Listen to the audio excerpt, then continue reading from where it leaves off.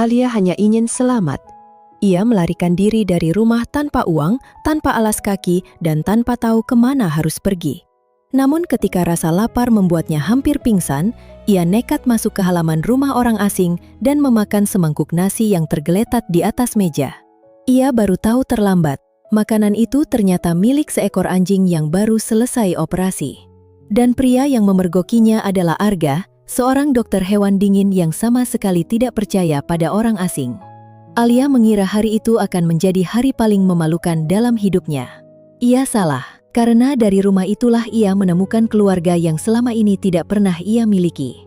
Dan cinta yang tidak pernah berani ia impikan. Namun tepat ketika Alia mulai percaya bahwa hidup akhirnya berpihak kepadanya, seorang perempuan dari masa lalu Arga datang membawa seorang anak kecil. Anak itu berlari memeluk Arga dan memanggilnya, "Papa." Hati Alia hancur. Ia pergi tanpa tahu bahwa rahasia yang sebenarnya jauh lebih besar dari yang ia bayangkan. Dan ketika masa lalunya kembali mengejar, Alia harus memilih, terus melarikan diri seperti selama ini, atau kembali kepada pria yang mungkin menjadi satu-satunya tempat yang bisa ia sebut rumah. Malam itu angin dari Laut Jawa berembus lebih kencang daripada biasanya. Atap seng rumah-rumah di ujung kampung bergetar, sementara suara ombak yang menghantam tanggul terdengar seperti gemuruh jauh. Alia berdiri di balik pintu dapur dengan napas tertahan. Di luar, 3 laki-laki sedang berbicara, dan setiap kata mereka menembus dinding papan rumah tua peninggalan neneknya. "Kami tidak akan datang lagi dengan cara baik-baik," kata salah satu dari mereka. "Pamanmu berutang. Kalau dia lari, keluarga yang tinggal di rumah ini harus bertanggung jawab." Alia menggigit bibir. Sudah hampir 2 minggu pamannya, Pak Harun, menghilang tanpa kabar. Awalnya ia mengira lelaki itu pergi mencari pekerjaan ke kota. Baru setelah orang-orang asing datang membawa catatan utang, Alia mengetahui bahwa pamannya terjerat judi daring dan meminjam uang dari orang-orang yang tidak seharusnya. Sejak kematian ayahnya, hidup Alia memang tidak pernah benar-benar tenang.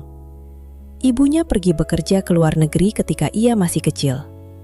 Pada tahun-tahun pertama, sang ibu rajin menelpon.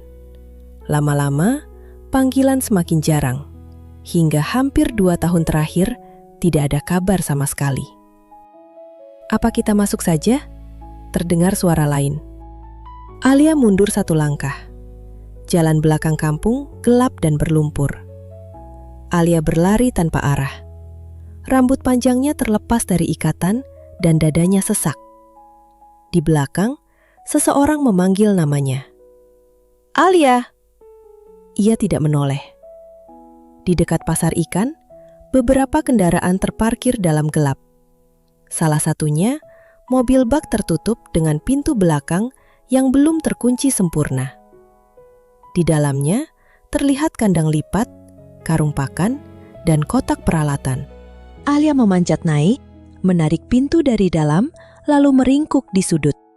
Bau desinfektan, bulu hewan, dan pakan kering bercampur menjadi satu. Tidak nyaman, tetapi jauh lebih baik daripada kembali ke rumah. Karena benar-benar kelelahan, beberapa menit kemudian ia tertidur. Ketika membuka mata, hal pertama yang ia rasakan adalah panas. Matahari menembus celah pintu. Kendaraan sudah berhenti. Alia duduk, tetapi kepalanya berputar. Perutnya perih karena sejak pagi kemarin ia hanya makan sepotong pisang rebus. Alia turun perlahan dan terpaku. Tempat itu sama sekali tidak ia kenal. Jalan di depannya sempit tetapi bersih. Di kanan kiri berdiri rumah dengan halaman hijau, pohon mangga, dan deretan pot bunga. Dari sebuah musala terdengar suara anak-anak mengaji. Ia membaca tulisan kecil di badan kendaraan. Sleman, Daerah Istimewa Yogyakarta. Ya Allah, ia melewati gang dengan papan kayu bertuliskan Rumah Singgah Satwa Lestari. Di balik pagar terbuka, terlihat halaman rindang, beberapa kandang bersih, dan teras beratap genting. Lalu ia mencium aroma nasi hangat dan ayam. Di atas meja teras ada mangkuk besar berisi nasi lembek, potongan ayam, labu, dan sedikit kuah. Ia masuk perlahan ke halaman, memastikan tidak ada orang yang melihat. Tangannya gemetar saat meraih mangkuk. Ia makan cepat. Nasinya terlalu lunak dan ayamnya tidak berbumbu. tetapi ia tidak peduli. Tiba-tiba terdengar gonggongan parau. Seekor anjing tua berwarna coklat muda berdiri di balik pagar kecil. Salah satu kakinya dibalut perban dan lehernya memakai pelindung berbentuk corong. "Jangan bilang." "Sayangnya iya." Alia membeku lalu berbalik. Seorang pria berdiri beberapa langkah darinya. Tingginya di atas rata-rata, mengenakan celana hitam dan kaos hijau tua. Di tangannya ada kotak obat. "Itu makan siang Seno," katanya. "Siapa?" Pria itu menunjuk anjing tua tadi. Alia menatap mangkuk di tangannya. "Ini makanan anjing." "Untuk anjing yang baru selesai operasi. Kalau bumi bisa terbuka dan menelannya, ia akan masuk tanpa berpikir dua kali." "Saya minta maaf. Saya sungguh tidak tahu." Pria itu menatapnya tajam. "Lalu kenapa kamu masuk?" Alia menggenggam tali ranselnya. "Saya lapar." Untuk pertama kalinya, ekspresi pria itu berubah. Tatapannya turun ke kaki Alia yang kotor, pakaian kusut, dan goresan di lengannya. "Sudah berapa lama kamu tidak makan?" Alia ingin menjawab, tetapi suara di telinganya mendadak berdengung. Halaman di depannya berputar. Alia sempat melihat wajahnya dari jarak sangat dekat sebelum semuanya gelap. Ia membuka mata perlahan. Langit-langit putih dan kipas angin yang berputar pelan menyambutnya. Alia langsung bangun, terlalu cepat hingga kepalanya kembali berdenyut. "Kalau saya berniat buruk, saya tidak perlu menunggu kamu bangun." Alia menunduk lalu mengambil gelas. "Nama saya Arga," katanya. "Saya dokter hewan. Tempat di depan tadi pusat penyelamatan hewan yang saya kelola. Kamu pingsan karena kelelahan dan kurang makan. Lanjutnya, sebaiknya kamu diperiksa di puskesmas." Alia langsung menggeleng. "Saya tidak punya uang." "Saya tidak bilang kamu harus bayar saya." "Kamu dari mana?" "Dari luar kota." "Luar kota itu luas." "Alia, saya tidak tahu siapa kamu. Kamu ditemukan di halaman rumah saya, tanpa sandal, tanpa telepon, dan sangat kelaparan sampai makan makanan pasien saya. Kalau kamu sedang dalam masalah, bilang, saya bisa menghubungi polisi." "Jangan." Jawabannya terlalu cepat. Arga menyipitkan mata, tetapi sebelum sempat bertanya lagi, pintu depan terbuka. "Arga, ibu beli gudeg sekalian." Seorang perempuan berusia sekitar akhir 50-an masuk membawa 2 tas kain. Ia berhenti begitu melihat Alia. "Assalamualaikum." "Waalaikumsalam." "Panjang ceritanya, Bu." "Kalau panjang, diceritakan sambil makan. Kamu sudah kasih dia makan?" Alia teringat mangkuk yang baru saja ia habiskan setengahnya. "Sudah," jawab Arga datar. "Kurang lebih." "Nama kamu siapa, Nak?" "Alia." "Saya Ratna. Panggil saja Ibu Ratna." Ratna memperhatikan wajah dan pakaiannya, tetapi tidak bertanya macam-macam. "Ya sudah, mandi dulu, nanti makan." "Bu, kita bahkan tidak tahu siapa dia." "Kita juga tidak tahu berapa lama dia belum makan." "Itu bukan alasan membiarkan orang asing tinggal di rumah." "Saya bilang mandi dan makan, bukan mengubah kartu keluarga." Ratna menyentuh lengannya. "Ayo, saya carikan baju." Sentuhan sederhana itu membuat dada Alia sesak. Sudah lama tidak ada orang yang memperlakukannya seperti seseorang yang layak dirawat. Di kamar mandi, Alia berdiri lama di depan cermin. Wajahnya pucat, rambutnya kusut, ada lumpur di betis dan goresan di siku. Ia hampir tidak mengenali dirinya sendiri. Setelah mandi, ia memakai blus longgar dan celana kain milik Ratna. Ketika keluar, aroma gudeg, ayam kampung, dan sambal krecek memenuhi ruang makan. "Duduk," kata Ratna. "Kalau tidak duduk, makanannya dingin." Alia perlahan duduk. Piringnya diisi nasi, gudeg, telur, dan sedikit ayam. Ia mencoba makan pelan. Tetapi setelah beberapa suap, rasa lapar mengambil alih. "Tambah saja," kata Ratna. Alia menggeleng, tetapi beberapa menit kemudian benar-benar menambah nasi. Setelah makan, Ratna menuangkan teh hangat. "Sekarang kamu mau cerita sedikit?" "Saya dari pesisir utara Jawa Tengah," katanya. "Saya tinggal dengan paman." "Di mana orang tuamu?" "Ayah sudah meninggal. Ibu bekerja di luar negeri. Sudah lama tidak ada kabar." "Lalu pamanmu?" "Pergi. Saya tidak tahu kemana."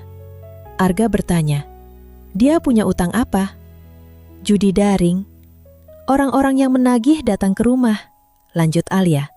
"Mereka bilang karena paman saya hilang, saya yang harus membayar. Saya tidak punya uang. Saya juga tidak tahu dia di mana." "Tidak sampai begitu. Saya cuma takut, jadi saya lari." Ia tidak ingin menjelaskan semua ancaman yang membuatnya tidak bisa tidur berhari-hari. Arga bertanya, "Dan kamu sampai di sini bagaimana?" "Saya bersembunyi di kendaraan. Saya tidak tahu kendaraan itu akan pergi sejauh ini." "Saya tidak minta tinggal lama. Saya bisa bekerja. Saya bisa bersih-bersih, memasak sedikit, mencuci, apa saja. Saya tidak mau merepotkan." Arga langsung menggeleng. "Tidak, kita tidak membuka lowongan." Ratna mengabaikannya. "Saya punya sanggar batik kecil. Ada toko di depannya. Salah satu pegawai saya baru pulang kampung untuk menikah. Sebenarnya saya memang butuh bantuan." Arga berdiri. "Bu, kita tidak kenal dia." Alia ikut berdiri. "Tidak apa-apa, saya bisa pergi. Terima kasih sudah memberi saya makan dan membiarkan saya mandi. Itu sudah lebih dari cukup." Sebelum sempat melangkah, Ratna memegang tangannya. "Kamu mau bekerja?" Alia mengangguk. "Tidak takut belajar batik?" "Saya akan belajar." "Kalau begitu coba." Arga hendak membantah, tetapi Ratna menatapnya tajam. "Sejak kapan kamu jadi kepala rumah tangga yang bisa mengatur ibu?" Arga mengusap wajah. "Baik, kalau ibu memang mau melakukan ini, setidaknya kita perlu aturan. Kamu boleh tinggal sementara di kamar belakang. Kamu bantu ibu di sanggar. Tidak masuk ruangan pribadi tanpa izin. Tidak mengambil barang. Dan saya ingin identitasmu jelas." "Saya tidak punya KTP. Dokumen saya tertinggal." "Kita urus nanti," potong Ratna. Arga masih menatap Alia. "Saya tidak suka dibohongi. Kalau ada satu kebohongan besar, kamu pergi." Ratna hendak menyela, tetapi Alia lebih dulu mengangguk. "Baik." Untuk pertama kali sejak meninggalkan rumah, ia memiliki tempat untuk tidur. Hanya kamar kecil di belakang rumah orang asing. Namun ketika Ratna menyiapkan spray bersih dan menaruh handuk baru di atas kursi, Alia harus memalingkan wajah agar perempuan itu tidak melihat matanya yang mulai basah. Malamnya, Alia berbaring sambil memeluk ransel. Dari luar terdengar suara jangkrik dan sesekali gonggongan anjing. Ia teringat ucapan Arga. "Satu kebohongan besar dan kamu pergi." Alia menutup mata. Ia memang belum mengatakan seluruh kebenaran. Ia belum mengatakan bahwa salah satu penagih utang pernah memperingatkan bahwa siapapun yang menolongnya bisa ikut mendapat masalah. Dan sebelum lari, Alia sempat menemukan sebuah buku catatan milik pamannya. Di dalamnya terdapat nama-nama dan jumlah uang yang jauh lebih besar daripada sekedar utang judi. Alia tidak tahu apakah buku itu masih ada di dalam ranselnya. Di luar kamar, langkah kaki berhenti sejenak. Beberapa detik kemudian, langkah itu menjauh. Di lorong, Arga berdiri menatap pintu kamar belakang. Bertahun-tahun menangani hewan terluka membuatnya terbiasa membaca rasa takut. Dan ketakutan di wajah Alia bukan ketakutan biasa. Gadis itu menyembunyikan sesuatu. Apakah rahasia itu akan membahayakan dirinya sendiri? Atau seluruh rumah ini? Pagi pertama Alia di rumah Ibu Ratna dimulai sebelum azan subuh selesai berkumandang dari musala ujung gang. Ia terbangun dengan tubuh kaku dan jantung berdebar. seolah lupa bahwa semalam akhirnya tidur di tempat aman. Beberapa detik, ia menatap langit-langit kamar kecil itu, lalu matanya jatuh pada ransel lusuh di samping kasur. Alia segera bangun dan merogoh bagian paling bawah. Buku catatan hitam itu masih ada. Sudut sampulnya sudah terkelupas. Di dalamnya terdapat nama, nomor telepon, jumlah uang, dan tanda-tanda yang tidak dipahami Alia.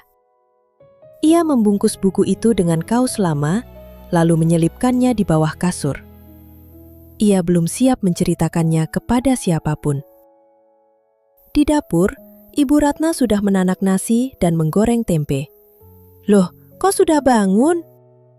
"Saya bantu, Bu." "Kamu tamu." "Saya pekerja mulai hari ini."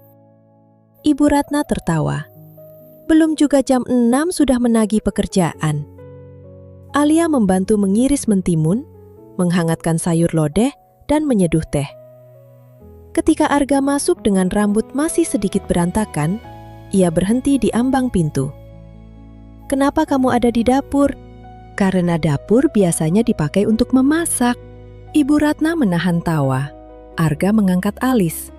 "Saya tahu fungsi dapur." Alia baru sadar jawabannya terlalu berani. "Maaf." "Arga, duduk," kata Ibu Ratna. "Jangan membuat anak orang takut pagi-pagi." "Saya tidak membuat siapapun takut." Alia menaruh teh di depannya. Arga menyesap sedikit, lalu mengerutkan kening. "Kenapa?" "Gulanya pas." Alia menunggu lanjutan kalimat, tetapi tidak ada. "Itu pujian," kata Ibu Ratna. "Anak saya memang pelit kata." Setelah sarapan, Ibu Ratna membawa Alia ke sanggar batik yang terletak beberapa rumah dari rumah mereka. Bangunannya tidak besar, tetapi halamannya teduh oleh pohon sawo. Di depan ada toko dengan rak-rak kayu berisi kain, selendang, kemeja, dan tas. Di belakang terdapat ruang kerja terbuka. Alia berhenti cukup lama.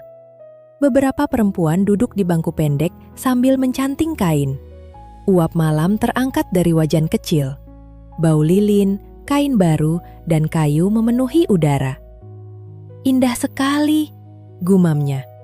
"Kamu pernah membatik?" Alia menggeleng. "Pernah melayani pembeli?" "Pernah membantu warung tetangga." "Bagus, berarti tidak benar-benar mulai dari nol." Menjelang siang, datang sepasang wisatawan dari Surabaya. Mereka bingung memilih hadiah untuk orang tua. Ibu Ratna sedang di belakang, jadi Alia membantu sebisanya. Ia belum paham banyak tentang motif, tetapi ia mendengarkan. 20 menit kemudian, pasangan itu membeli 2 kain, sebuah kemeja, dan selendang. Saat mereka pergi, Ibu Ratna muncul. "Kamu menjual 4 barang sekaligus?" Alia panik. "Apa saya salah memberi harga?" "Tidak." "Lalu?" "Sudah 3 hari, selendang itu tidak ada yang menyentuh." Mbak Sri tertawa. "Mulutnya manis, Bu. Cocok jaga toko." "Saya cuma mendengarkan mereka." "Itu sebabnya," kata Ibu Ratna. "Kadang pembeli tidak butuh orang yang banyak bicara. Mereka butuh orang yang mau mendengar." Sejak hari itu, Alia bekerja sungguh-sungguh. Ia datang paling pagi, menyapu lantai, membersihkan rak, mencatat stok, dan menghafal nama motif. Ia belajar membedakan parang, kawung, truntum, dan sidomukti. Dalam seminggu, pelanggan tetap mulai memanggil namanya. Hal sederhana itu membuat Alia merasa terlihat, bukan sebagai keponakan orang berutang atau gadis yang melarikan diri. Hanya Alia. Arga sendiri lebih sulit dipahami. Kadang ia pulang malam dengan wajah lelah, tetapi masih memeriksa anjing-anjing di rumah singgah. Kadang ia makan dalam diam. Kadang ia menaruh sekotak martabak di meja dan berkata, "Ada yang kasih." Padahal jelas ia membeli sendiri. Suatu malam, Alia membantu membersihkan kandang seekor kucing yang baru diselamatkan dari saluran air. Arga muncul saat ia hendak menutup pintu. "Siapa yang menyuruh?" "Tidak ada." Kenapa dikerjakan? Karena kotor. Ini pekerjaan saya. Alia menghela napas. Dok, kalau semua hal menunggu pemilik pekerjaan, sampah mungkin sudah sampai ke langit. Arga menatapnya. Alia langsung menyesal. Maaf. Aneh, kali ini Arga tidak marah. Ia justru tersenyum sangat tipis. Kamu memang selalu menjawab. Kalau gugup, berarti kamu sering gugup di dekat saya. Alia membuka mulut, lalu menutupnya lagi. Arga mengambil sapu kecil dari tangannya. Tidur, besok kamu kerja. Beberapa hari kemudian, kecurigaan Arga muncul lagi. Malam sudah lewat pukul 11 ketika Alia terbangun karena suara lirih dari bangunan depan. Ia mengikuti suara itu dan menemukan seekor anjing muda yang baru diselamatkan terus menggigil di dalam kandang. Alia membuka pintu ruang perawatan. Tidak apa-apa, bisiknya. Aku juga pernah takut di tempat asing. Ia duduk di lantai. Perlahan, anjing itu berhenti merengek. Tiba-tiba lampu menyala. Apa yang kamu lakukan? Arga berdiri di ambang pintu. Saya dengar dia menangis. Kenapa masuk tanpa izin? Saya sudah bilang jangan masuk ruang perawatan tanpa izin. Tatapan Arga berpindah ke lemari obat yang pintunya sedikit terbuka. Kamu membuka itu? Alia menatap lemari. Tidak. Lalu kenapa terbuka? Saya tidak tahu. Arga masuk dan memeriksa rak. Wajah Alia langsung panas. Dok, saya tidak mengambil apa-apa. Saya belum bilang kamu mengambil. Tapi wajah Anda bilang begitu. Arga terdiam. Alia berdiri. Silakan periksa saya. Tas saya juga boleh. Kamar saya boleh. Alia, dari awal Anda selalu mengira saya akan mencuri atau membawa masalah. Suaranya mulai bergetar. Saya memang datang tanpa apa-apa. Saya memang makan makanan anjing karena kelaparan. Tapi saya bukan pencuri. Ia melewati Arga dan pergi. Keesokan paginya, mereka tidak saling bicara. Sore harinya, Arga menemukan penyebabnya. Rel pintu lemari rusak. Malam itu, sebungkus bakpia muncul di depan kamar Alia tanpa catatan. Anak saya minta maaf pakai makanan, kata Ibu Ratna. Aneh. Memang. Hubungan mereka sedikit membaik setelah itu. Sampai suatu Sabtu siang, semuanya berubah. Toko sedang ramai. Ada rombongan keluarga dari Jakarta, beberapa pelanggan lokal, dan 2 pemuda yang sejak tadi keluar masuk tanpa membeli apapun. Alia memperhatikan mereka. Salah satunya memakai jaket hitam. Yang lain terus memegang telepon.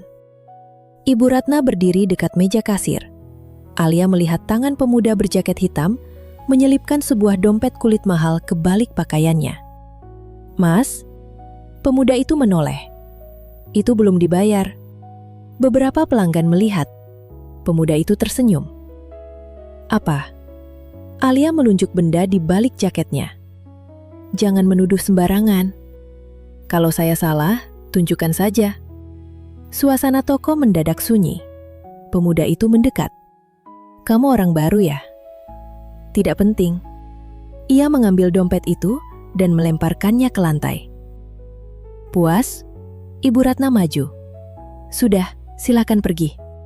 Namun pemuda satunya mengambil sehelai kain dari rak dan berjalan menuju pintu. Alia menghadang. Taruh kembali. Geser. Taruh kembali. Pemuda itu mendorong bahunya. Ibu Ratna berkata tegas. Keluar, saya panggil keamanan. Pemuda berjaket hitam tiba-tiba meraih pergelangan tangan Ibu Ratna. Jangan sok galak, Bu. Alia tidak berpikir lagi. Dalam satu gerakan cepat, ia melepaskan tangan Ibu Ratna, memutar pergelangan laki-laki itu, lalu mendorongnya menjauh. Laki-laki kedua menyerang dari samping. Alia menghindar, Tubuhnya bergerak seolah mengingat sesuatu yang lama tertidur. Kuda-kuda, langkah, tangkisan. Semua latihan pencak silat dari almarhum kakeknya kembali begitu saja. Ia tidak menyerang membabi buta. Ia hanya menahan, menghindar, dan menjatuhkan. Namun dari luar, yang terlihat tetap kacau. Rak bergeser, kursi jatuh. Salah satu pemuda berteriak.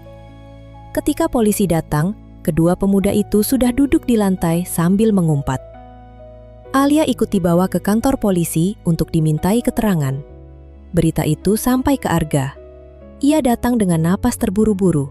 Begitu masuk, matanya langsung menemukan Alia yang duduk di sudut dengan wajah pucat. Apa yang terjadi? Seorang perempuan setengah baya menyela. Itu dia, Dok. Anak yang tinggal di rumah Ibu Ratna. Baru datang sudah bikin keributan. Arga menoleh tajam. Keributan apa? 2 anak muda sampai luka. Polisi berkata, kami masih memeriksa. Arga melihat salah satu pemuda memegangi siku dan yang lain memakai kompres di pipi. Ia kembali menatap Alia. Kamu melakukan ini? Alia berdiri. Kamu memukul mereka? Mereka mencuri. Jadi kamu pikir kamu polisi? Nada suara Arga naik. Alia membeku. Kamu baru tinggal di sini beberapa hari. Saya sudah bilang jangan membawa masalah. Arga, tegur Ibu Ratna. Namun kemarahan dan ketakutan sudah bercampur dalam diri Arga. Kamu bisa terluka. Kamu bisa dipenjara. Apa kamu selalu menyelesaikan masalah dengan berkelahi? Alia menatapnya lama. Wajahnya berubah. Bukan marah, lebih buruk. Kecewa. Baik, katanya lirih. Ia berbalik dan berjalan keluar. Alia? Gadis itu tidak berhenti. Arga baru hendak mengejar ketika polisi memanggilnya. Dok, sebentar, kami baru dapat rekaman penuh. Petugas memutar layar monitor. Di sana terlihat jelas semuanya. Pencurian, dorongan, tangan yang menarik Ibu Ratna, dan Alia yang baru bergerak setelah mereka menyerang lebih dulu. Arga menatap layar tanpa bicara. Dadanya terasa berat. Ia salah lagi. Dan kali ini di depan banyak orang. Alia kembali ke sanggar. Ia masuk ke gudang kecil, duduk di lantai, lalu menutupi wajah dengan kedua tangan. Ia tidak ingin menangis, tetapi air mata tetap jatuh. Bukan karena polisi, bukan karena orang-orang menuduhnya. Ia sudah terbiasa dinilai buruk. Yang menyakitkan adalah Arga. Beberapa menit kemudian terdengar langkah. Alia? Ia diam. Arga menemukan pintu gudang dan berhenti di ambang. Aku sudah lihat rekamannya. Alia tidak menjawab. Aku salah. Tetap diam. Arga masuk dan duduk di lantai beberapa langkah darinya. Saya tidak tahu bagaimana minta maaf dengan benar. Alia menyeka air mata. Bakpia biasanya. Arga terdiam. Lalu Alia tertawa kecil di tengah tangisnya. Arga ikut tersenyum. Kalau begitu, saya beli 1 kardus. Tidak perlu. Alia. Gadis itu akhirnya menatapnya. Saya marah karena saya takut. Takut apa? Takut sesuatu terjadi pada ibu. Itu saya mengerti. Arga menarik napas. Dan takut sesuatu terjadi pada kamu. Jantung Alia berdetak sedikit lebih keras. Arga mengulurkan tangan. Pulang. Alia melihat tangannya cukup lama, lalu meletakkan tangannya di atas tangan Arga. Jari-jari pria itu hangat, terlalu hangat. Alia segera berdiri dan mencoba melepaskan tangannya, tetapi Arga masih memegangnya. Kamu luka? Tidak. Yakin? Yakin. Arga memeriksa siku Alia. Ada goresan kecil. Ini apa? Cuma lecet. Kamu ikut saya. Kemana? Klinik. Dok, saya bukan kucing. Saya tahu. Bukan pasien Anda. Sekarang iya. Alia memutar mata, tetapi akhirnya ikut. Malam itu, Ibu Ratna memasak soto ayam dan memaksa mereka makan bersama. Arga tidak banyak bicara.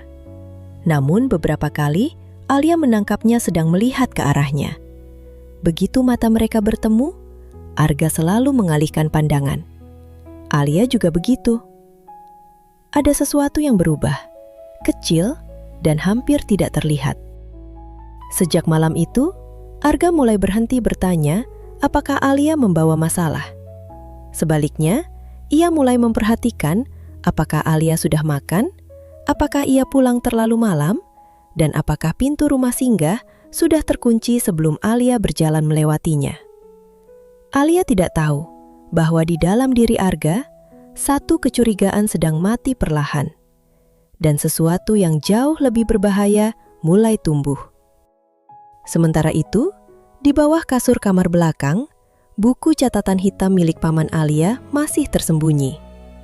Pada halaman terakhir, ada satu nama yang kelak akan membuat darah Alia membeku. Rudi Santoso. Alia belum mengenal nama itu. Ia juga belum tahu bahwa pemilik nama tersebut mengelola sebuah gudang pakan hanya beberapa kilometer dari klinik Arga. Seseorang dari masa lalunya ternyata sudah berada jauh lebih dekat daripada yang pernah ia bayangkan. Sejak kejadian di kantor polisi, sesuatu yang tidak terlihat berubah di antara Alia dan Arga. Hari-hari Alia semakin sibuk. Ia mulai hafal nama motif batik, membantu pembeli, mencatat stok, dan belajar mencanting.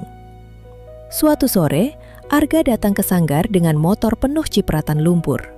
"Kamu bisa ikut saya besok?" Alia mengerutkan kening. "Kemana?" "Dusun di lereng Merapi. Ada beberapa ternak yang harus diperiksa. Asisten saya demam." "Terus saya membantu apa?" "Pegang tas, catat obat, jangan kabur." "Itu pekerjaan profesional sekali." "Kalau tidak mau, saya cari orang lain." "Saya belum bilang tidak mau." Keesokan pagi, mereka berangkat setelah subuh. Udara Sleman masih dingin dan kabut tipis menggantung di antara kebun salak. Alia duduk di belakang motor dengan helm yang sedikit kebesaran. "Pegangan," kata Arga. "Saya bisa seimbang." "Jalannya licin."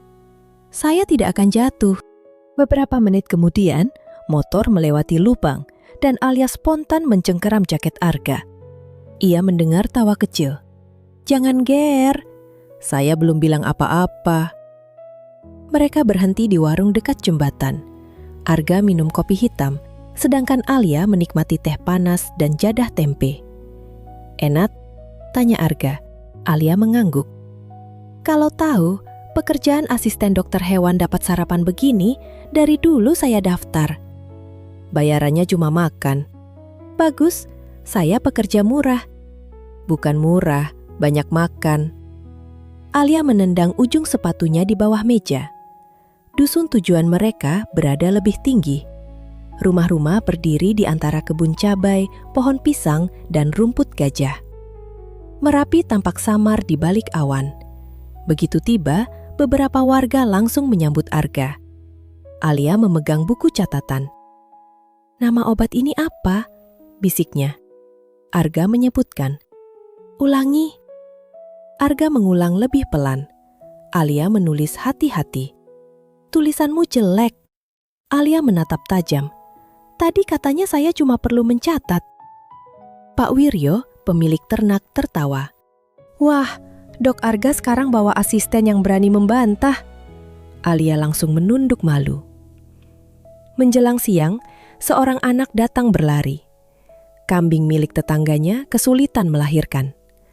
Arga segera berpindah tempat dan Alia ikut tanpa diminta. Kambing betina itu terbaring lemah. Pemiliknya, Mbah Parti, terus berdoa lirih. "Anaknya salah posisi," kata Arga setelah memeriksa. "Apa bisa selamat, Tuk?" "Kita coba." Untuk pertama kalinya, Alia melihat Arga bekerja dalam situasi genting. Keringat membasahi dahinya meski udara dingin. Alia membantu memberikan kain, air hangat, dan alat. Setelah perjuangan panjang, seekor anak kambing akhirnya lahir. Mbah Parti menangis lega. Alia berjongkok di dekat hewan kecil itu. "Lucu sekali." Pelan, kata Arga ketika Alia hendak menyentuhnya. Alia mengusap kepala kecil itu dengan ujung jari, lalu tersenyum begitu lebar hingga Arga tanpa sadar menatapnya terlalu lama. Alia menoleh. Kenapa? Tidak apa-apa. Kalau Anda bilang begitu, biasanya justru ada apa-apa. Arga segera membereskan alat. Tak lama kemudian, hujan turun deras. Mereka menunggu di rumah Pak Wiryo dan makan nasi hangat, sayur lodeh, ikan asin, tempe goreng, serta sambal bawang. Alia makan dengan lahap. Arga menatapnya. Kenapa? Kamu tadi bilang belum lapar. Itu tadi. Baru 20 menit. Tubuh manusia bisa berubah. Arga tertawa. Alia berhenti mengunyah. Ia jarang melihat Arga tertawa lepas. Wajah pria itu terlihat jauh lebih muda. Jangan lihat begitu, kata Arga. Saya cuma heran. Heran apa? Ternyata Anda bisa tertawa. Pak Wiryo ikut tertawa. Dokter Arga memang begitu. Kalau sama sapi ramah, kalau sama manusia, kadang lupa caranya. Menunggu hujan reda, Alia duduk di teras dengan teh hangat. Kabut turun di antara pepohonan. Arga duduk di sebelahnya. Kamu dulu mau kuliah apa? Pertanyaan itu membuat Alia diam. Desain tekstil? Kamu mau lanjut? Alia tertawa kecil. Dengan uang apa? Itu bukan jawaban. Alia menatap hujan. Mau, katanya akhirnya. Sangat mau. Kenapa tidak pernah bilang ke ibu? Karena saya sudah terlalu banyak menerima. Kamu bekerja. Bukan itu maksud saya. Alia menarik napas. Seumur hidup saya selalu ditolong orang. Nenek, paman, tetangga, sekarang Ibu Ratna. Saya ingin suatu hari bisa berdiri dengan kaki sendiri. Arga tidak langsung menjawab. Meminta bantuan tidak membuat seseorang lemah. Alia menoleh.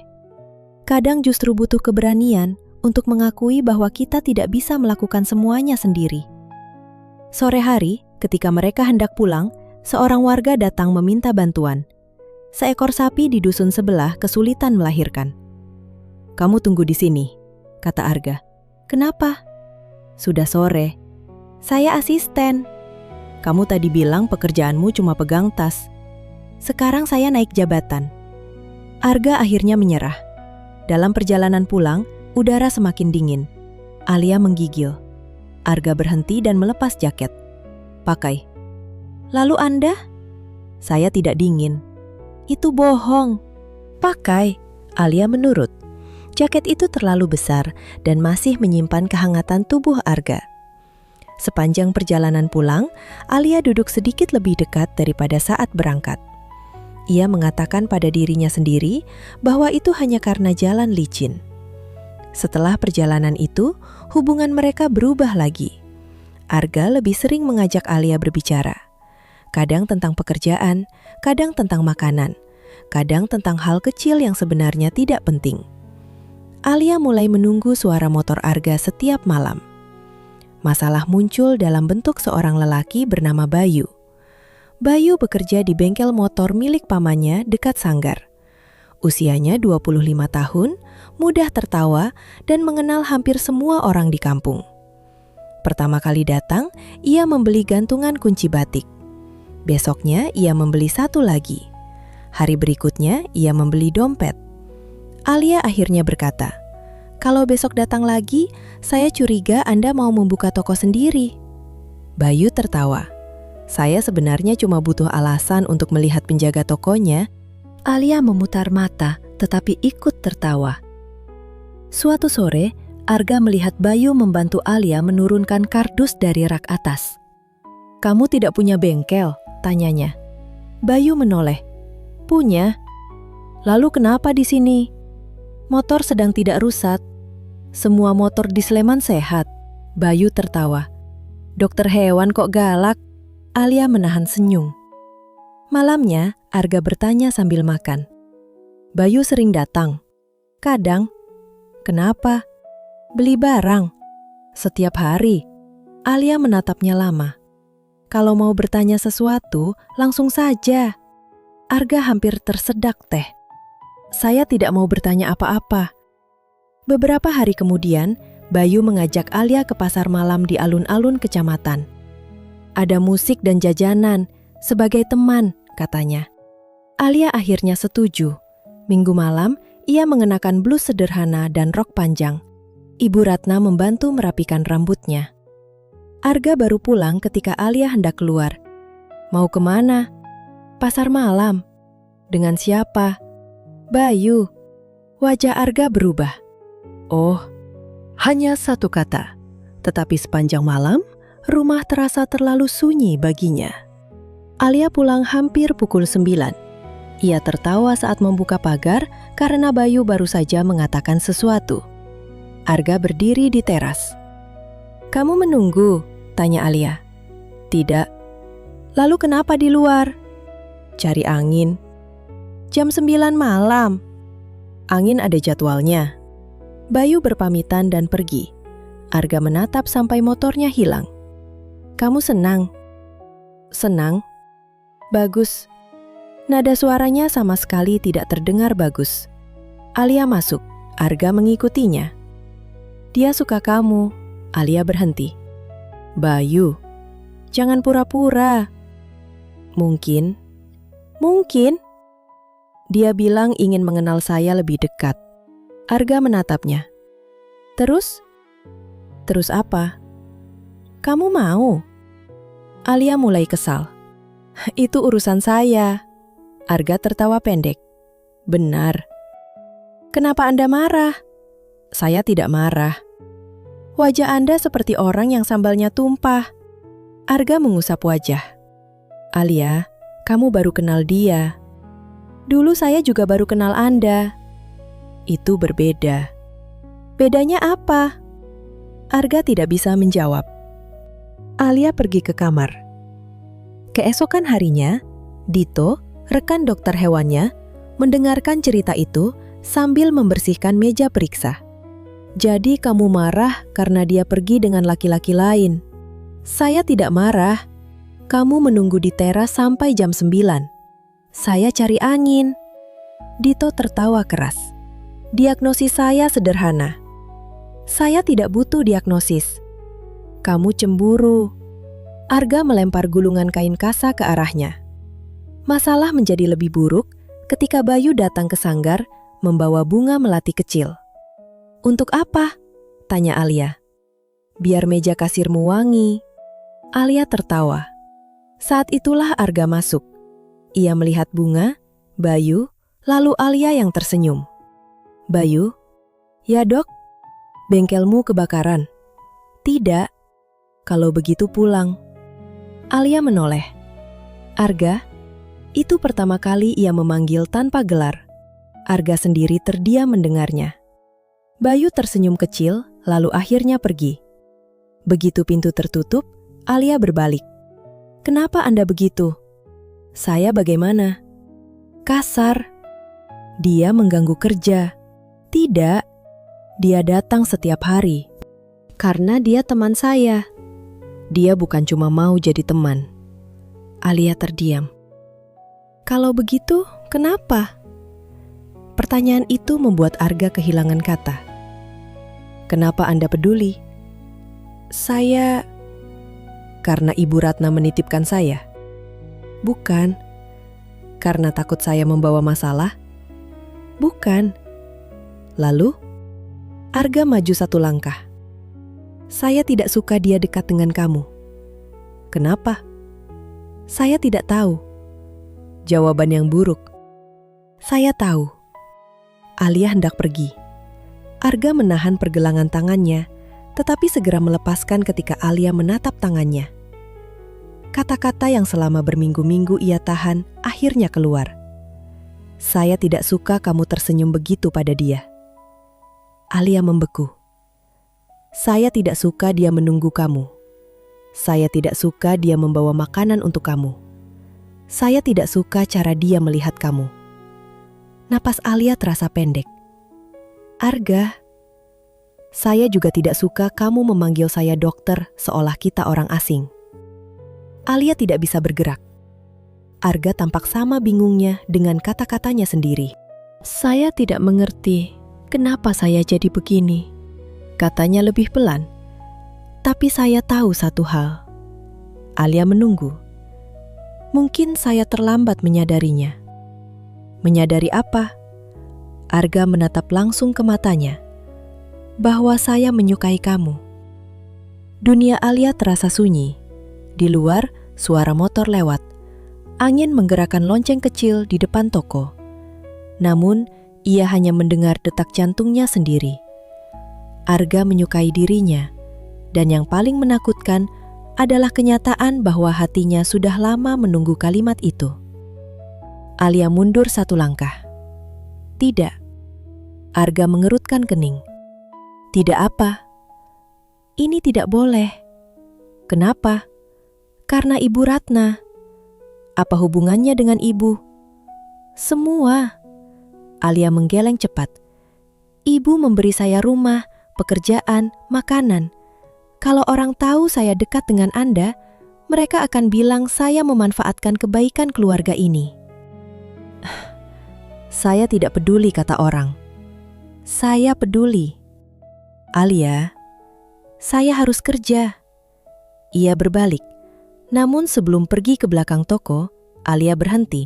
Tanpa menoleh, ia berkata sangat pelan. Jangan membuat semuanya semakin sulit bagi saya.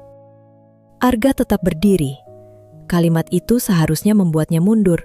Sebaliknya, untuk pertama kali, ia merasa memiliki harapan. Karena Alia tidak mengatakan bahwa ia tidak punya perasaan. Ia hanya mengatakan bahwa semuanya sulit. Di balik pintu belakang, Alia menekan kedua telapak tangan ke dada. Jantungnya berdegup begitu keras sampai terasa menyakitkan. Ia tahu satu hal yang jauh lebih berbahaya daripada semua masalah yang pernah mengejarnya. Ia jatuh cinta pada Arga, dan kali ini ia tidak tahu harus lari kemana. Sejak malam Arga mengakui perasaannya, Alia merasa rumah Ibu Ratna menjadi jauh lebih sempit. Bukan karena dindingnya berubah. Hanya saja kini, setiap kali keluar kamar, ia sadar Arga mungkin ada di ruang makan. Ketika berjalan menuju sanggar, ia merasa langkah pria itu bisa saja menyusul.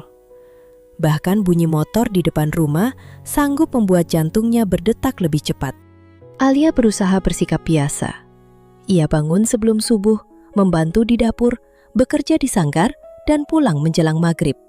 Namun semakin keras ia menghindari Arga, semakin sering lelaki itu menemukan alasan untuk berada di dekatnya. Suatu pagi, Arga datang membawa 2 bungkus nasi kuning. Untuk ibu? Tanya Alia. Yang satu untuk kamu. Saya sudah makan. Bohong. Alia menatapnya. Kok tahu? Kalau sudah sarapan, kamu tidak akan melihat bungkus makanan seperti harta karun. Alia mengalihkan pandangan. Ambil. Tidak mau. Arga mengambil kembali bungkusan itu. Kalau begitu buat ayam. Alia langsung merebutnya. Dokter pelit. Katanya tidak mau. Sekarang berubah pikiran. Arga tersenyum. Syukurlah. Saya kira setelah menolak saya, kamu akan menolak semua yang saya kasih. Alia hampir tersedak. Jangan bicara sembarangan. Saya serius. Justru itu masalahnya. Sejak hari itu, percakapan seperti itu semakin sering terjadi. Arga tidak memaksanya menjawab. Ia tidak menagih kepastian. Namun ia juga tidak lagi menyembunyikan perhatian. Kalau hujan turun, ia datang membawa payung. Kalau Alia pulang terlambat, ia menunggu di depan sanggar. Kalau ada makanan kesukaan Alia di dekat klinik, entah bagaimana makanan itu selalu sampai di rumah. Sore Jumat, Ibu Ratna pergi menghadiri pengajian. Alia sedang mencuci cangkir ketika sepasang lengan melingkari pinggangnya dari belakang. Ia hampir menjatuhkan piring. Arga, Sst, apa yang Anda lakukan? Memeluk. Saya tahu. Kenapa? Karena dari pagi kamu menghindar. Alia mencoba melepaskan diri. Lepas, nanti ibu pulang. Ibu baru pergi 10 menit. Bisa kembali karena lupa sesuatu. Kalau begitu saya cepat. Alia berbalik dan mendorong dadanya. Cepat apanya? Arga tersenyum lebar. Jangan senyum begitu. Kenapa? Menyebalkan. Bukan karena kamu suka. Alia mengambil lap dan melemparkannya ke wajah Arga. Namun, beberapa detik kemudian, Arga menjadi serius. Alia, berapa lama lagi kamu mau lari? Saya tidak lari. Kamu selalu mengalihkan pembicaraan. Karena tidak ada yang perlu dibicarakan. Saya suka kamu tahu itu. Alia menatap wastafel. Aku tidak minta jawaban hari ini, tapi jangan bohong pada diri sendiri. Alia menggigit bibir. Apa kamu sungguh tidak merasakan apa-apa? Pertanyaan itu terlalu langsung. Baik, kata Alia akhirnya. Arga diam. Saya juga suka. Wajah Arga membeku. Tapi itu tidak mengubah apa-apa. Bagi saya mengubah semuanya. Arga, akhirnya kamu panggil nama saya. Alia menyesal. Arga tersenyum begitu bahagia sampai Alia ingin marah. Jangan senang dulu, saya tetap tidak mau ibu tahu. Kenapa? Karena saya belum siap. Baik, jawaban Arga terlalu cepat. Kita tidak boleh bertingkah aneh. Baik, tidak boleh menyentuh saya sembarangan. Sulit, tapi saya coba. Arga, baik. Alia mendesah. Namun ketika ia hendak kembali mencuci, Arga menariknya perlahan dan mencium keningnya. Alia membeku. Yang itu bukan sembarangan, bisik Arga. Sejak hari itu, hubungan mereka berada di tempat yang aneh. Mereka belum menyebut diri sebagai pasangan, tetapi Arga semakin sulit menjaga jarak. Kadang ia menggenggam tangan Alia di lorong ketika yakin Ibu Ratna tidak melihat. Kadang ia menunggu Alia selesai bekerja dan mengajaknya membeli wedang ronde. Alia selalu mengomel, namun diam-diam ia menunggu setiap momen kecil itu. Hari-hari berikutnya terasa terlalu indah untuk dipercaya. Arga membantu Alia mencari program kuliah desain tekstil di Yogyakarta dan Surakarta. Ia bahkan membawakan brosur kampus. "Kamu serius?" tanya Alia. "Dari awal. Biayanya mahal. Ada beasiswa. Saya tidak yakin bisa masuk. Coba dulu. Kalau gagal, coba lagi." Alia menatap brosur itu lama. "Kenapa Anda repot sekali?" Arga menatapnya. "Karena masa depan kamu penting bagi saya." Tidak ada seorang pun yang pernah berbicara tentang masa depannya dengan keyakinan seperti itu. Beberapa hari kemudian, kebahagiaan itu pecah.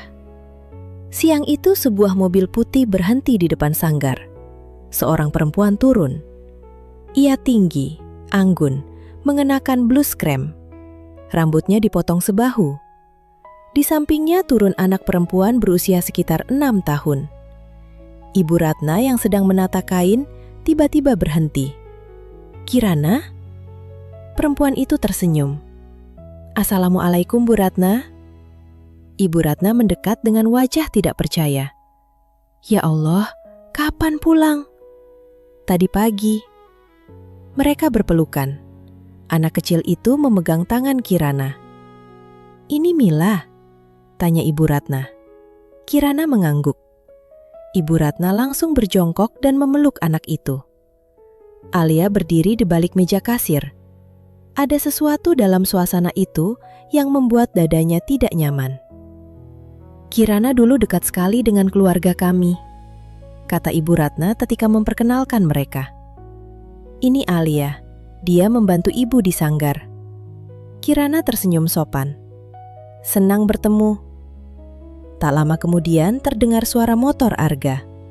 Ia masuk sambil membawa kotak obat. "Alia, tolong nanti..." Kalimatnya berhenti. "Kirana?" Anak kecil itu menoleh. Beberapa detik kemudian, wajahnya langsung cerah.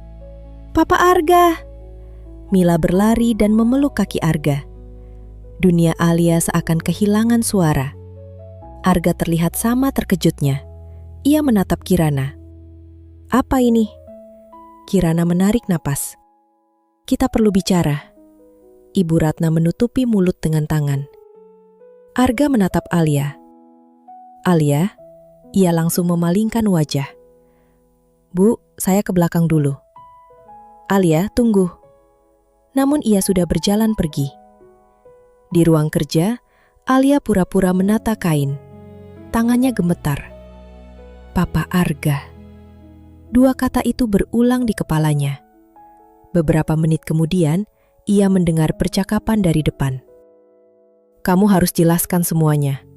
Suara Arga terdengar tegang. Tidak di depan Mila. "Kenapa kamu tidak pernah bilang?" "Saya sudah mencoba." "Jangan bohong." Alia menutup mata. Ia tidak ingin mendengar lagi. Namun semakin ia berusaha menjauh, semakin banyak potongan cerita yang muncul. Mbak Sri bercerita bahwa Kirana adalah cinta pertama Arga. Mereka berpacaran sejak sekolah dan hampir bertunangan sebelum Kirana pindah ke Jakarta. "Waktu itu semua orang kira mereka akan menikah," kata Mbak Sri. Alia tersenyum tipis. "Oh." Sore itu Arga mencarinya. Ia menemukan Alia di halaman belakang. "Kita bicara." "Saya masih kerja." 5 menit. "Tidak perlu." "Alia." Gadis itu berhenti.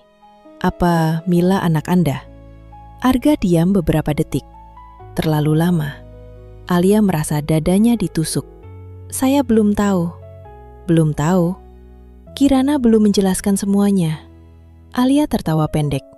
"Bagus." "Apa yang bagus?" "Setidaknya Anda mendapat keluarga." "Jangan bicara begitu." "Kenapa?" "Alia, dengarkan saya. Saya tidak tahu soal Mila. Tapi dia memanggil Anda Papa." "Itu bukan bukti." "Lalu apa yang harus saya pikirkan?" "Percaya pada saya."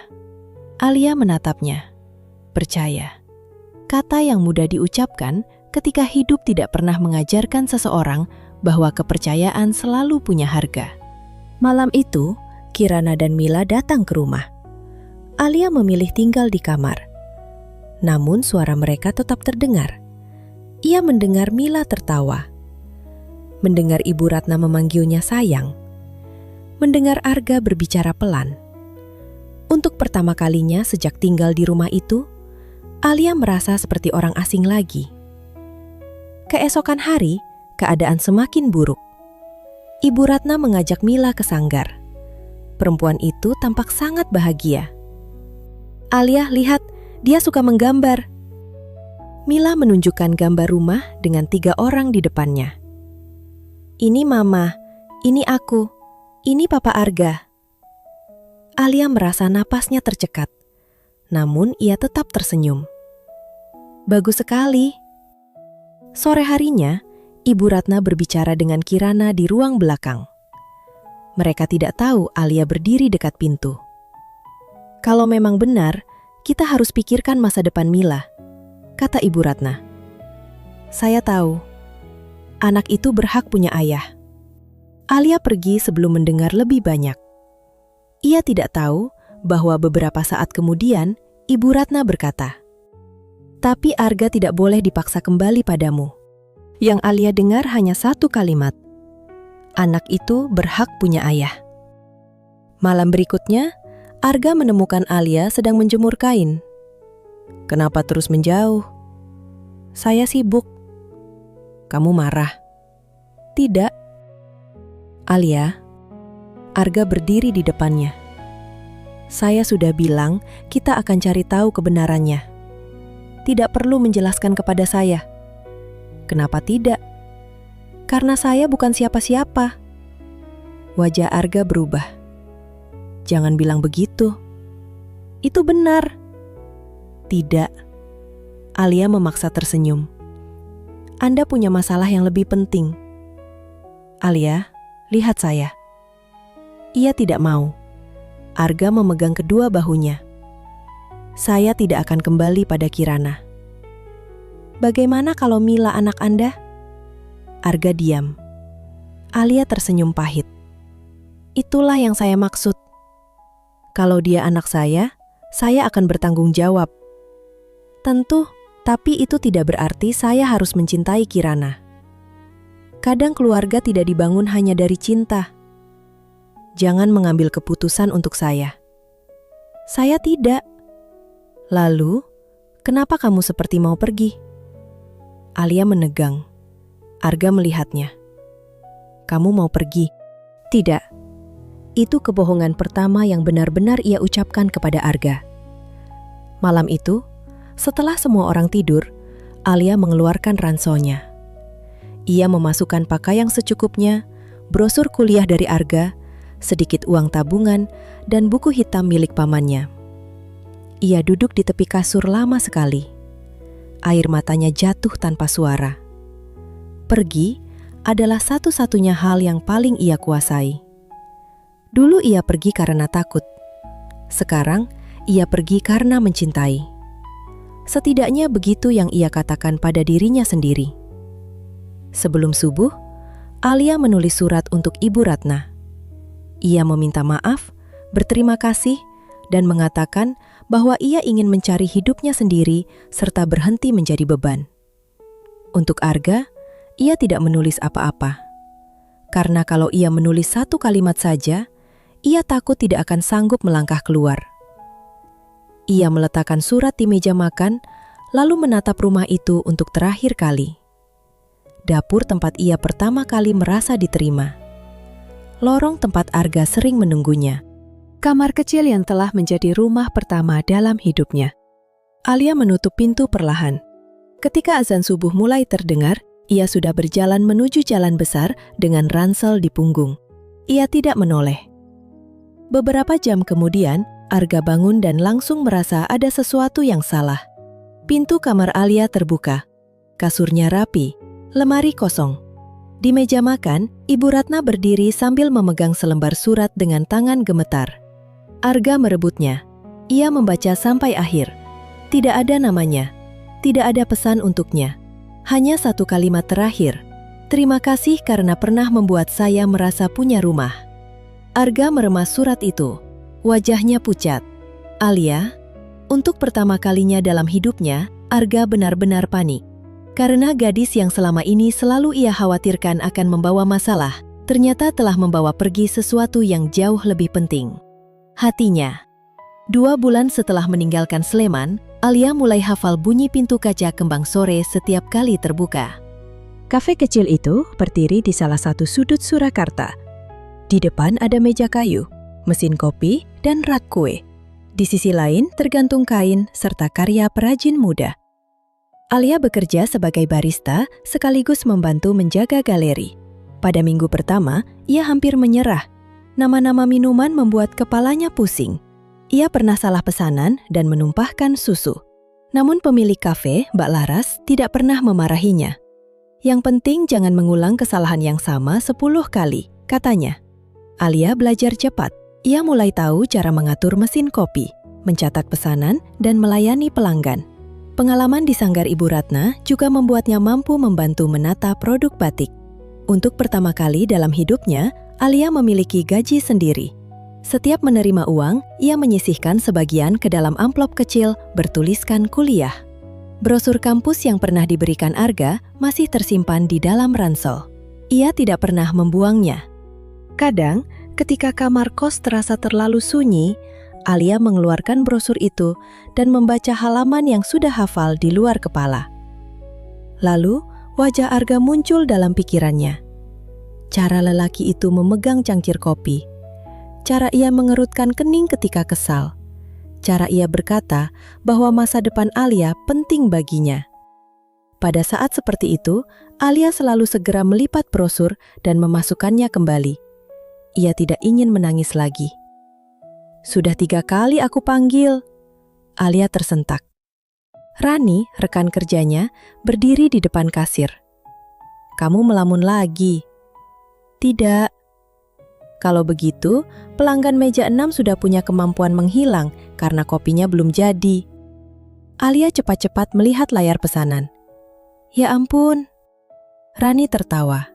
Mereka cepat akrab. Rani banyak bicara dan selalu mengajak Alia makan setelah bekerja.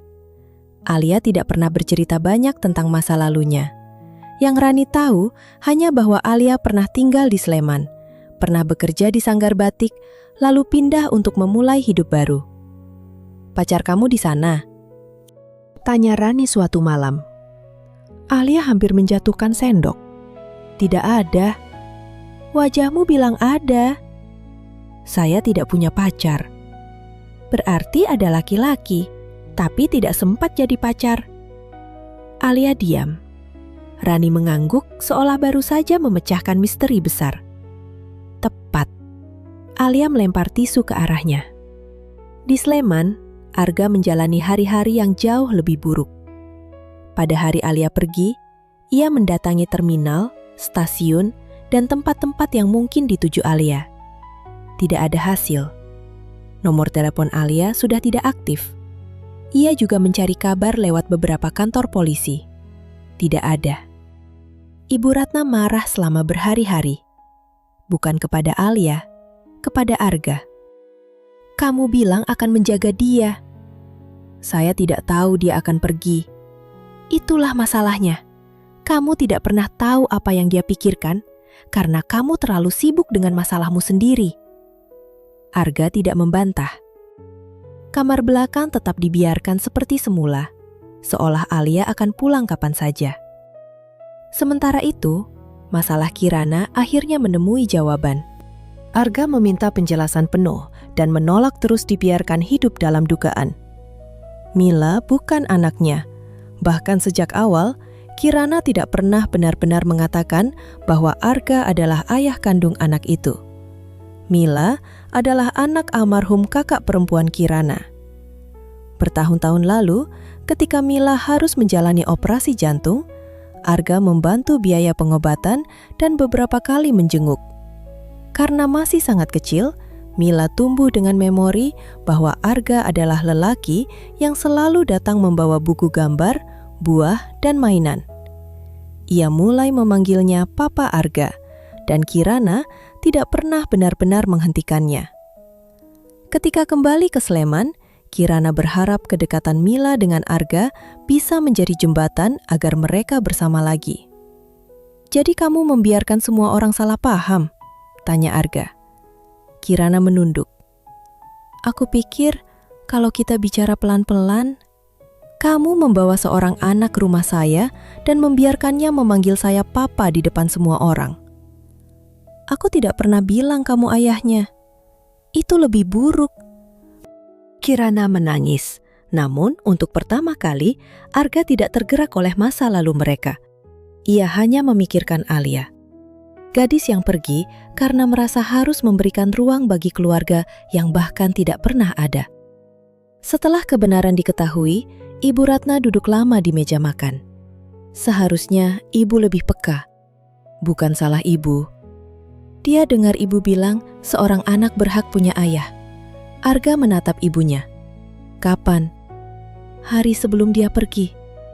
Arga menutup mata. Potongan-potongan kejadian akhirnya tersusun.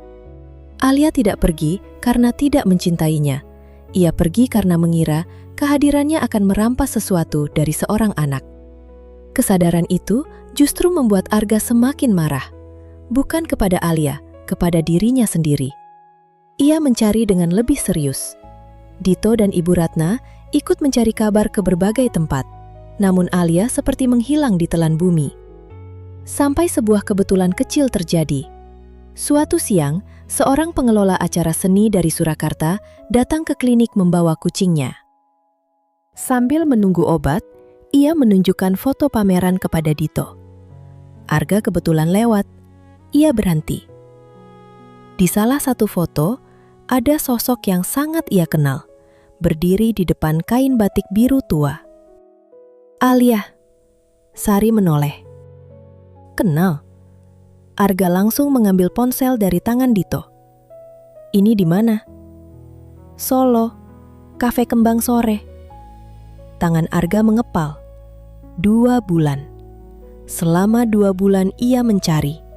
Dan Alia ternyata hanya beberapa jam perjalanan dari rumah. Namun Arga tidak langsung berangkat. Ia sangat ingin, tetapi Ibu Ratna menahannya. Kalau kamu datang hanya untuk menyeret dia pulang, jangan pergi. Saya tidak akan menyeret siapapun. Kamu marah. Tentu saya marah. Itu sebabnya. Arga terdiam. Ibu Ratna menatapnya. Dia pergi karena takut menjadi beban. Kalau kamu datang dengan amarah, dia akan merasa ketakutannya benar. Malam itu Arga tidak tidur. Keesokan paginya, ia memutuskan menunggu 1 hari. 1 hari untuk menenangkan diri. Di Surakarta, Alia sama sekali tidak tahu bahwa tempat persembunyiannya telah ditemukan. Justru masalah lain mulai mendekat. Sejak beberapa hari terakhir, ia merasa seorang laki-laki terus muncul di sekitar kafe. Kadang di warung seberang, kadang dekat parkiran, kadang mengikuti dari jauh. Awalnya Alia mengira hanya kebetulan. Sampai suatu malam, ia melihat wajahnya lebih jelas. Darahnya langsung terasa dingin. Lelaki itu pernah datang ke rumah pamannya. Ia mengenal wajah itu. Alia mempercepat langkah. Lelaki itu tidak mengejar. Namun keesokan harinya, sebuah amplop coklat muncul di bawah pintu kamar kosnya. Di dalamnya hanya ada selembar kertas. Kamu membawa sesuatu yang bukan milikmu. Alia terduduk di lantai. Buku hitam. Ia langsung memeriksa bawah tempat tidur. Masih ada. Sejak meninggalkan rumah, Alia tidak pernah membuka buku itu lagi. Ia takut. Namun malam itu, ia memaksa diri membacanya lebih teliti. Ada nama, jumlah transfer, nomor rekening, dan beberapa angka yang sangat besar. Lalu matanya berhenti pada satu nama yang pernah ia lihat berulang kali. Rudy Santoso. Kini nama itu tidak lagi terasa asing. Beberapa minggu sebelumnya, saat masih tinggal di Sleman, Alia pernah melihat papan besar bertuliskan Gudang Pakan Rudy Santoso ketika melewati jalan menuju klinik Arga. Jaraknya hanya beberapa kilometer dari rumah Ibu Ratna. Alia merasakan bulu kuduknya berdiri. Selama ini ia mengira masa lalunya tertinggal jauh di pesisir. Ternyata, salah satu orang yang terhubung dengan jaringan pamannya sudah berada begitu dekat dengan rumah yang melindunginya. Ini bukan catatan utang biasa. Paman Harun terlibat dalam sesuatu yang jauh lebih besar daripada yang pernah ia akui. Alia tidak tahu apakah pamannya korban, pelaku, atau keduanya. Untuk sesaat, naluri lamanya muncul. Lari, pindah kota lagi, mengganti pekerjaan, menghilang. Namun Alia menatap kamar kecilnya. Ia teringat semua yang terjadi selama 2 bulan terakhir. Ia sudah lelah takut, lelah pindah, lelah membiarkan kesalahan orang lain menentukan kemana ia boleh pergi. Keesokan paginya, Alia membawa foto surat ancaman ke kantor polisi.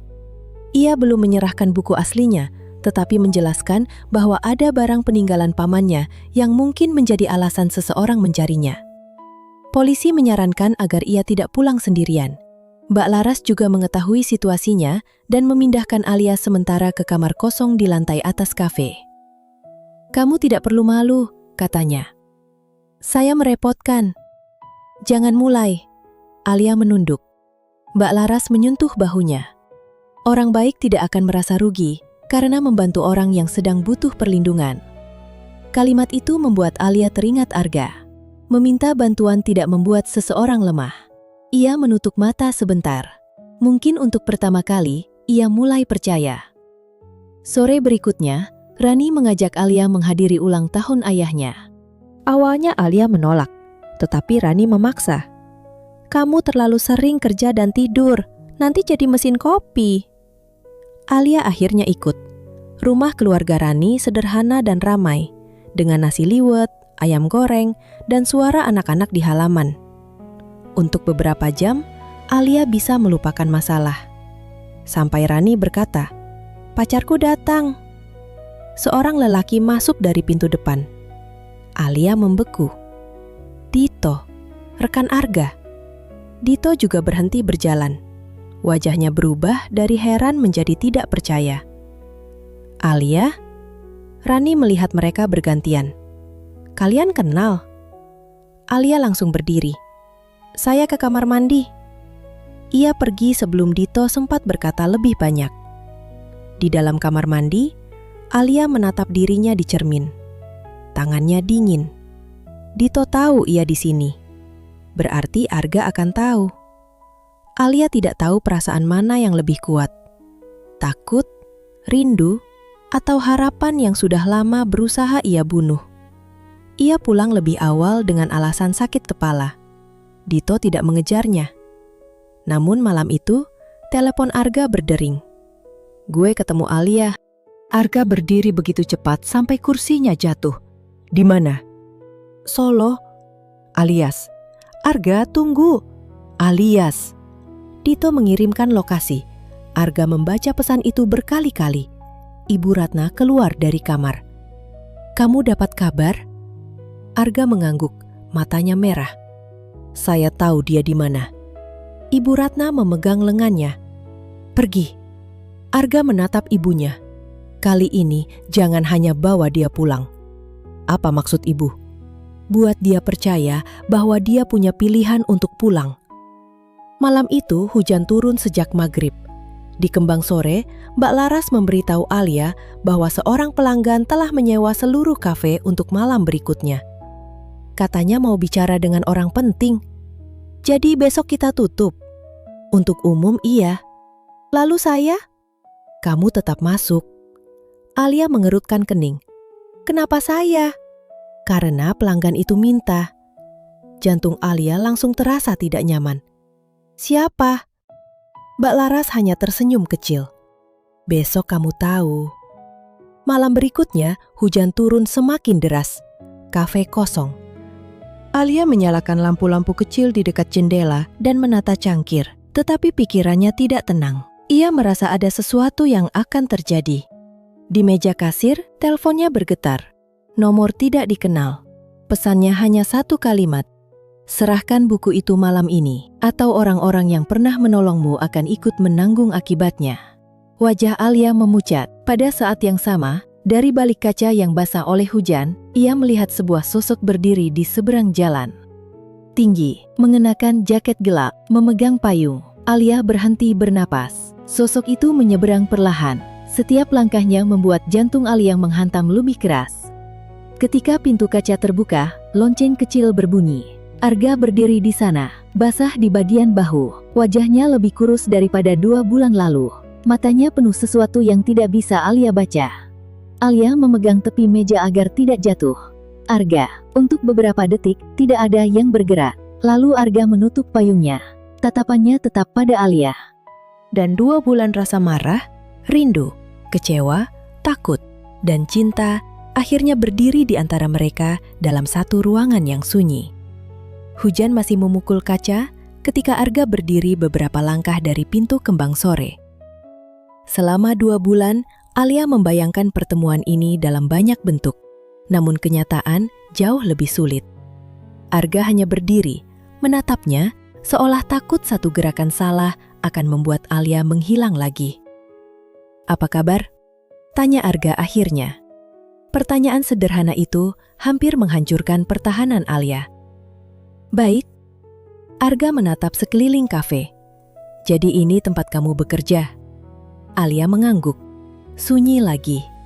Arga berjalan mendekat, tetapi ketika Alia mundur tanpa sadar, langkahnya berhenti. Aku tidak akan memaksa kamu pulang. Alia menatapnya. Ibu bilang, kalau saya datang hanya untuk menyeret kamu pulang, lebih baik jangan datang. Mendengar nama Ibu Ratna, mata Alia langsung panas. Bagaimana ibu? Marah. Alia menunduk. Bukan sama kamu. Arga tersenyum tipis. Sama saya. Alia nyaris tertawa, tetapi suaranya tertahan. Arga mengeluarkan napas panjang. Alia, saya datang karena ada banyak hal yang harus kamu tahu. Tidak perlu. Perlu. Arga, Mila bukan anak saya. Alia membeku. Apa? Mila bukan anak saya. Dia anak almarhum kakak Kirana. Alia menatapnya tanpa berkedip.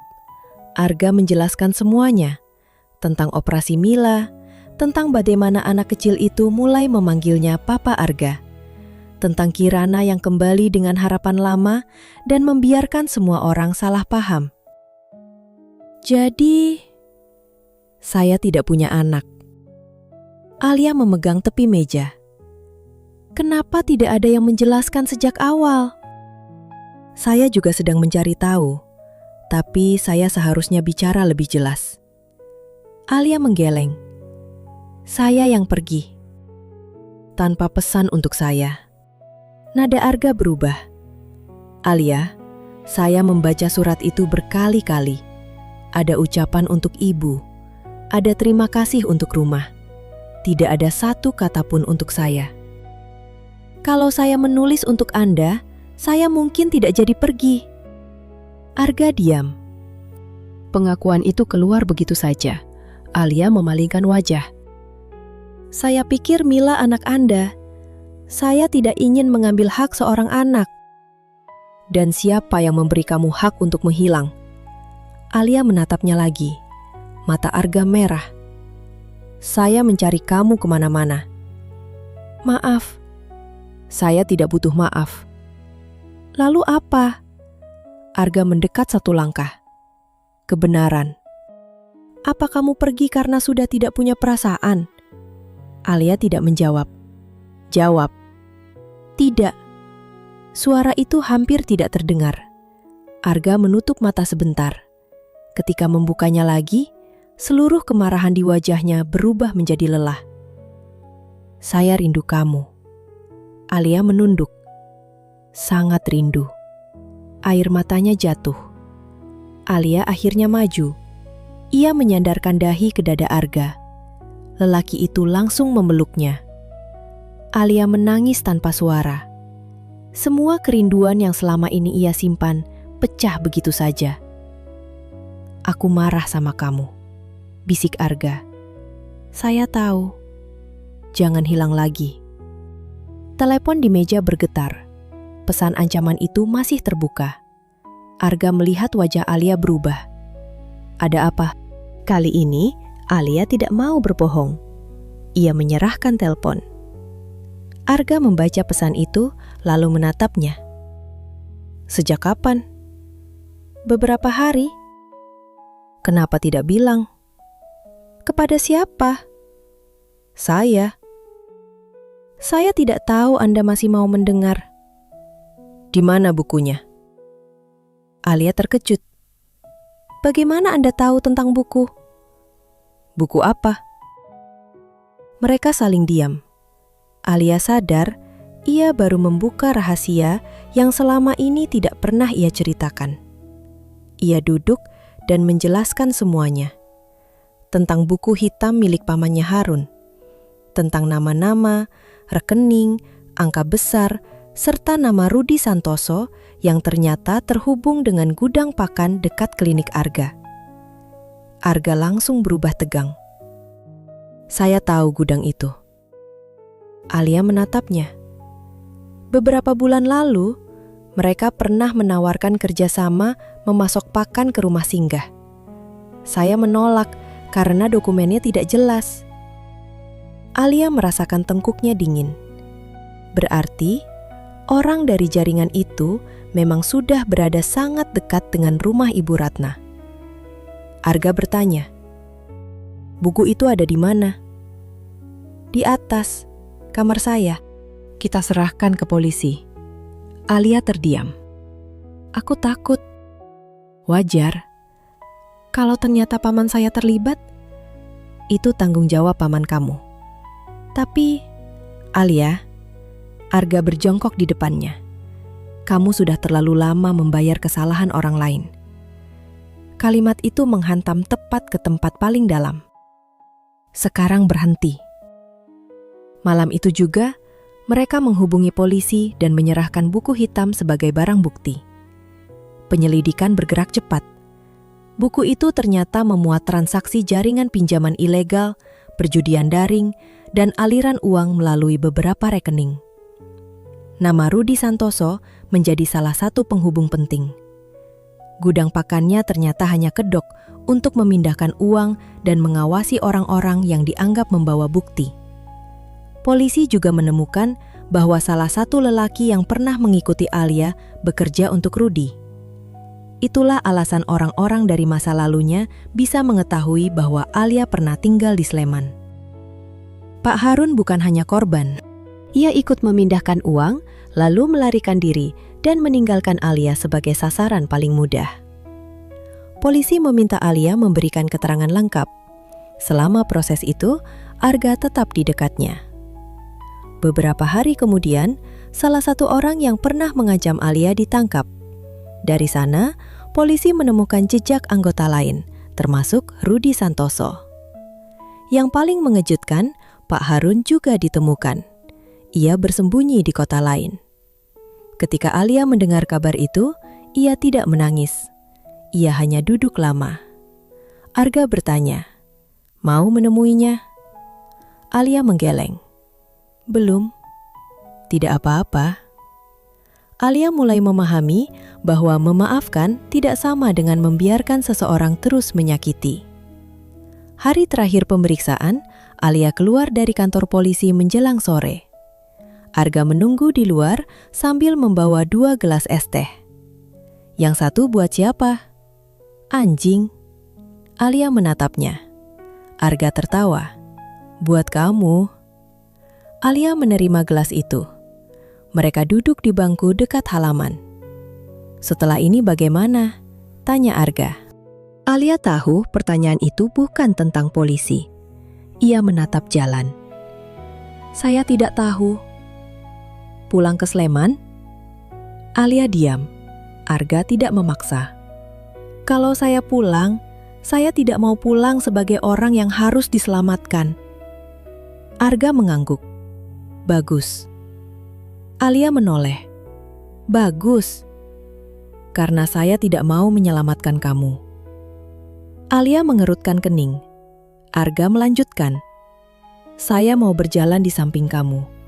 Beda." Alia menatapnya lama. "Kalau saya tetap kerja di Solo?" "Saya datang ke Solo." "Kalau saya kuliah?" "Saya tetap dukung." "Kalau saya gagal?" "Kita coba lagi." Alia tertawa kecil. "Kenapa semua jawaban Anda seperti mudah?" "Karena kamu yang suka membuat semuanya rumit." Alia memukul lengannya pelan. Arga tersenyum. "Aku tidak minta kamu pulang hari ini." "Lalu?" "Besok juga boleh." "Arga, bercanda." Beberapa hari kemudian, Alia akhirnya kembali ke Sleman. Bukan karena dipaksa, bukan karena tidak punya tempat lain. Ia kembali karena memilih. Mobil Arga berhenti di depan rumah menjelang siang. Sebelum Alia sempat membuka pintu, Ibu Ratna sudah keluar. Perempuan itu berdiri beberapa detik, lalu langsung memeluk Alia.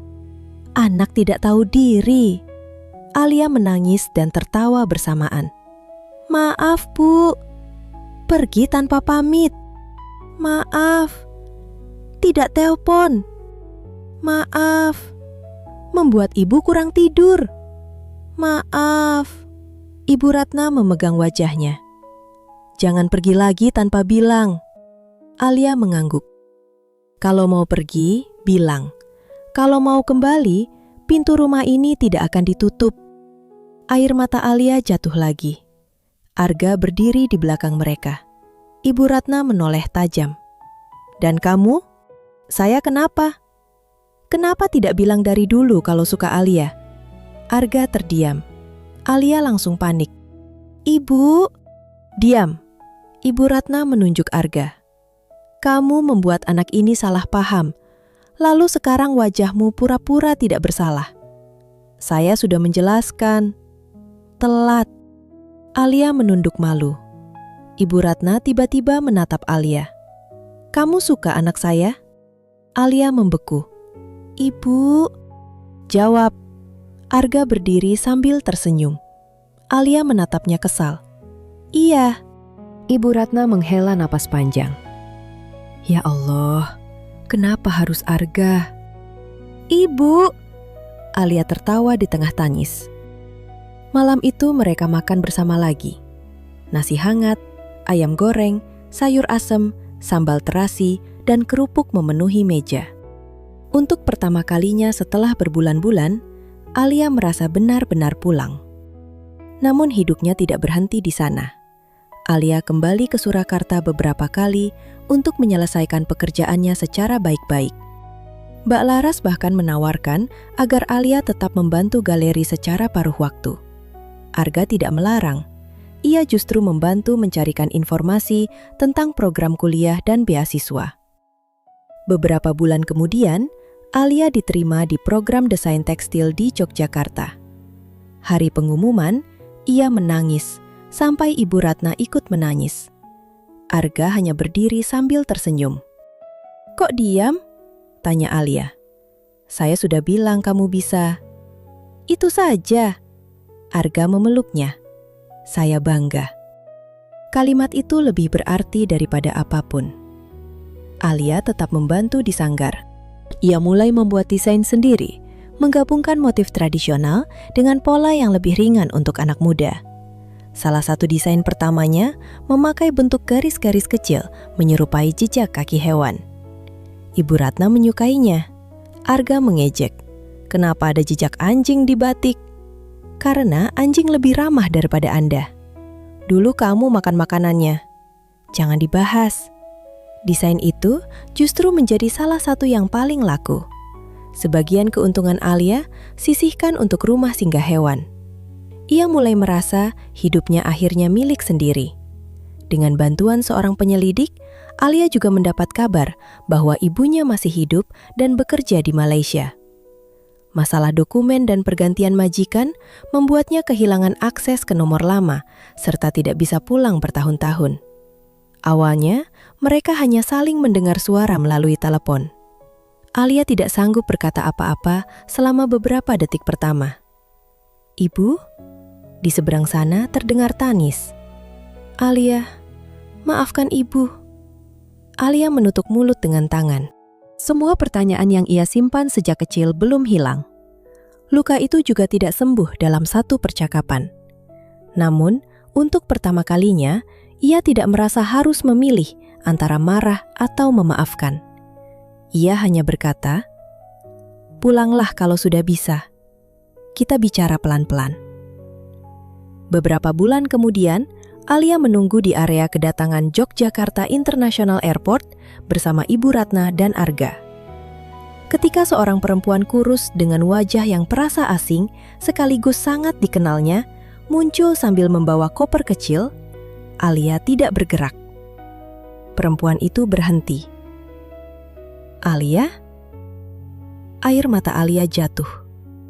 Ia berjalan pelan, lalu semakin cepat. Pertemuan itu tidak menghapus tahun-tahun kehilangan.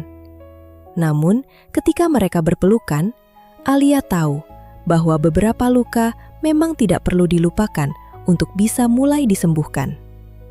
Setahun setelah pertemuan pertama mereka, Arga mengajak Alia datang ke rumah singgah pada sore hari. "Kenapa sepi?" "Karena saya suruh Dito pulang." "Kasihan." Dia senang. Di teras ada sebuah meja kecil. Di atasnya berdiri satu mangkuk nasi dengan ayam dan labu. Alia berhenti. "Arga." "Ya?" "Ini makanan anjing." Arga menahan tawa. "Bukan." "Saya tidak percaya." "Saya kasih label." Benar saja, di sebelah mangkuk ada kertas kecil. "Untuk Alia, bukan untuk Seno." Alia tertawa keras. "Tidak lucu." "Sedikit." Ia duduk.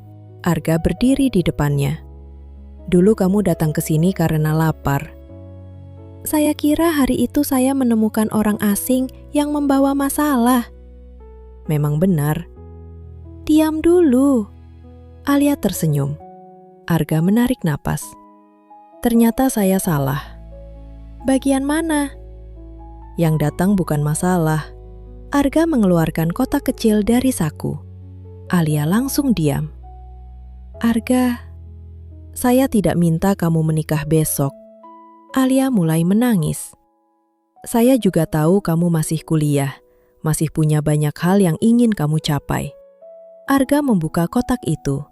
Sebuah cincin sederhana ada di dalamnya. Saya cuma ingin kamu tahu, ketika waktunya tiba, saya ingin tetap berdiri di samping kamu. Alia menutupi mulut.